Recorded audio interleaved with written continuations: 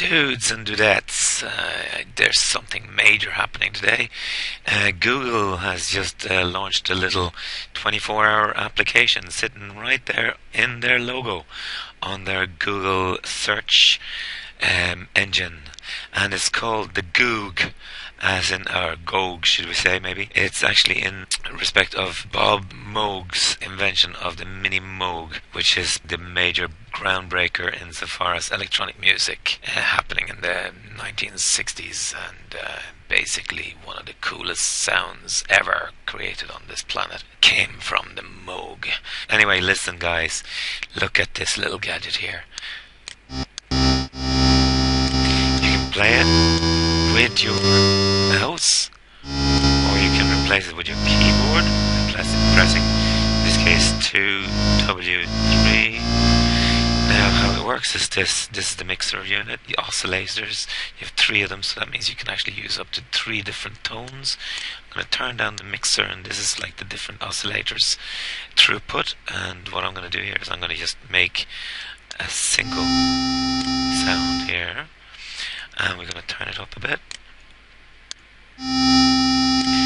and this is the main volume here, and you can use the mouse by clicking and dragging on any of these, or you can just click and it goes in steps. Now here we go, so we're going to change that oscillator's bass note.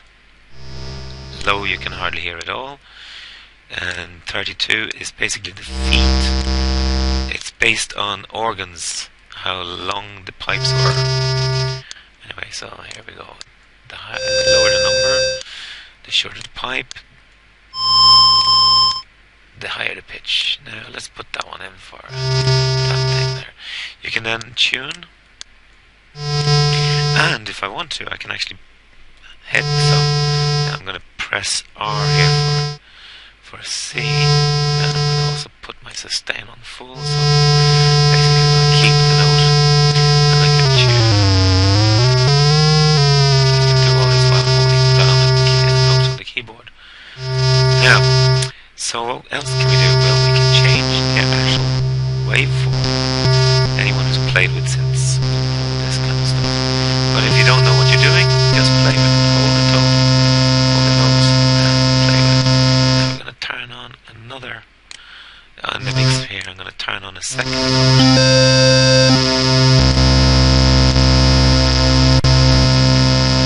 And that one sounds good. We're going to bring on a little bit more volume from the third oscillator, and with detuning on it, we can create all sorts of cacophony stuff here. Anyway, we're going to just leave that one 5. So, what else can you do? Well, you can play with filters.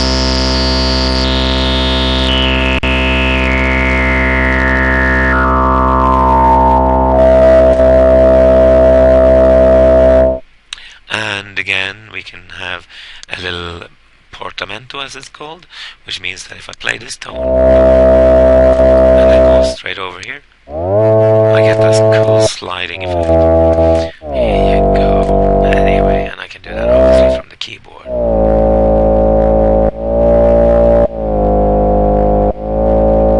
Anyway, so what else can we do? Well, apart from the portamento, we have another one here, the contour filter. Shapes, and you have to kind of start to note each time, because it kind of changes the way the filtering is working.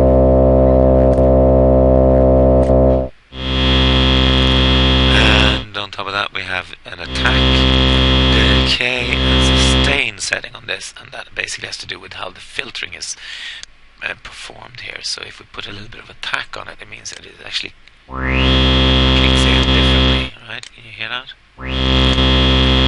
Expand it a bit. It takes longer to come in, and now we can have the actual decay. And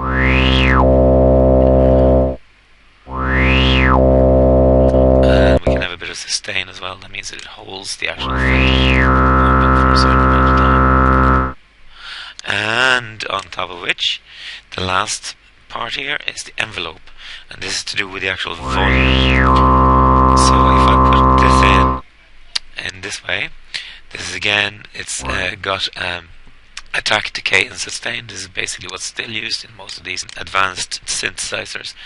And attack is handled on the top, and with no attack, what happens is this: nothing, because we haven't got any sustain.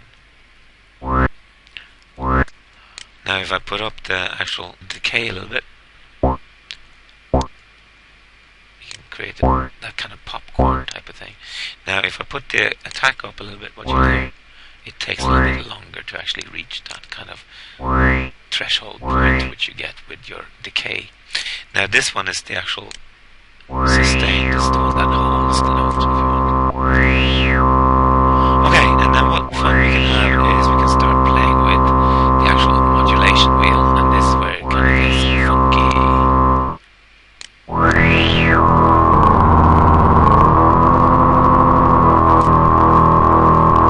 we bring on some further oscillations over the whole thing.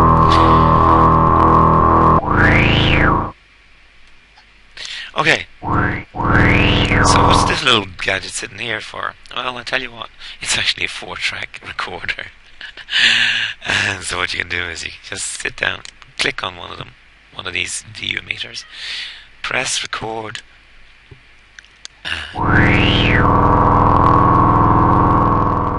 Okay, so I'm not going to go through too much of the 4-track recorder, because at the end of the day it's not that useful. A few seconds that you get out of it is not all that exciting.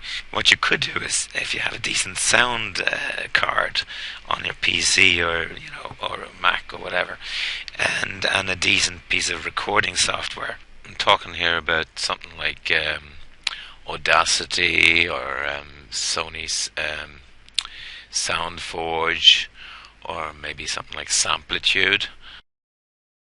Well, then you could use that instead and get yourself recording some seriously cool stuff. Now, to finish off this little recording in tribute to Bob Moog, I just wanted to let you know that you don't have to sweat it, even though the actual Google Doodle is now gone, sadly. Well, there are tricks where you can actually set this up. You can use Grease Monkey, for example, to set up the Google Doodle that you want as your Google icon. Scooch over quickly to google.com Doodles Robert Moog's 78th birthday page. And here, in all its glory, is the GOOG.